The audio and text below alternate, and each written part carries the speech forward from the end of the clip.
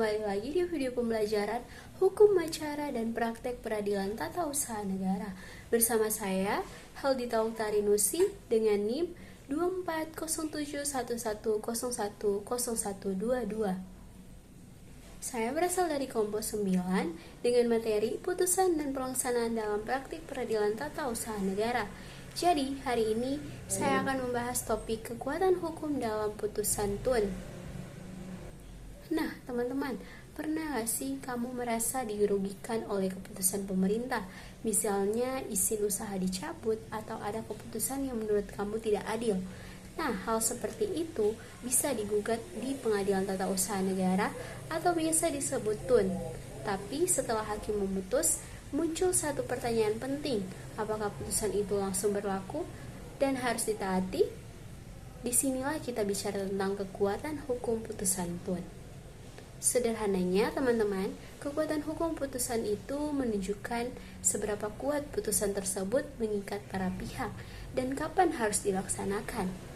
Jadi, tidak semua putusan langsung wajib dijalankan saat itu juga. Ada prosesnya, teman-teman.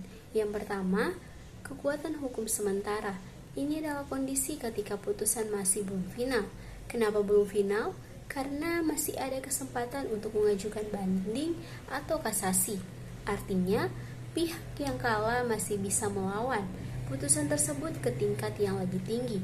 Jadi, putusan ini masih belum berubah. Ibarat pertandingan, ini belum peluit akhir, masih ada kemungkinan hasilnya dibalik. Yang kedua, kekuatan hukum tetap atau inkrah. Nah, ini tahap paling penting dalam sebuah putusan.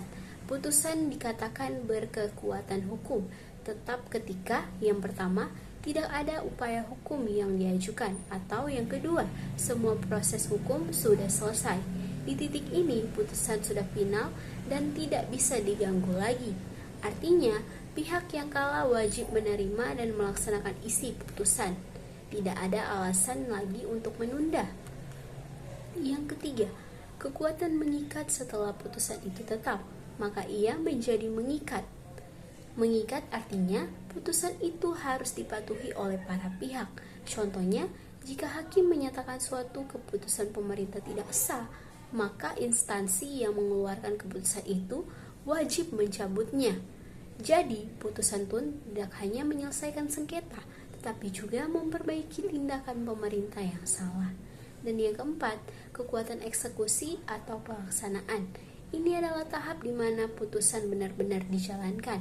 Putusan yang sudah inkrah harus dilaksanakan dalam kenyataan, bukan hanya sekedar tertulis di atas kertas. Namun dalam praktik TUN, pelaksanaan ini sering bergantung pada kesadaran pejabat pemerintah. Kalau pejabat tidak melaksanakan putusan, maka bisa dikenakan sanksi administratif, bahkan tekanan hukum tertentu. Jadi tetap ada mekanisme agar putusan ini tidak diabaikan. Nah, kenapa ini penting? Karena kita perlu memahami kekuatan hukum putusan TUN, karena ini berkaitan langsung dengan perlindungan hak masyarakat. Kalau tidak ada kekuatan hukum yang jelas, putusan pengadilan bisa saja diabaikan oleh pemerintah. Dengan adanya kekuatan hukum ini, masyarakat punya jaminan bahwa keadilan yang diputuskan hakim benar-benar bisa diwujudkan.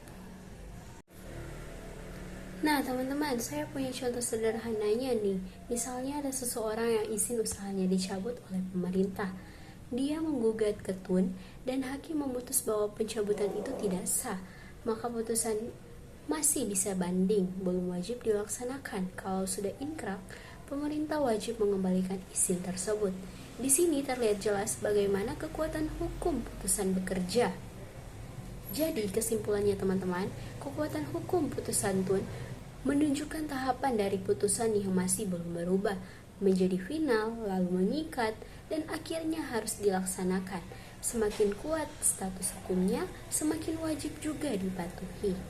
Nah, sekarang kamu sudah paham kan kenapa putusan TUN itu tidak selalu langsung berlaku saat dibacakan? Semoga penjelasan ini membantu. Terima kasih telah menonton. Jika kamu ingin memahami lebih dalam lagi tentang hukum acara dan praktek peradilan tata usaha negara, jangan lupa like, share, dan subscribe. Dadah!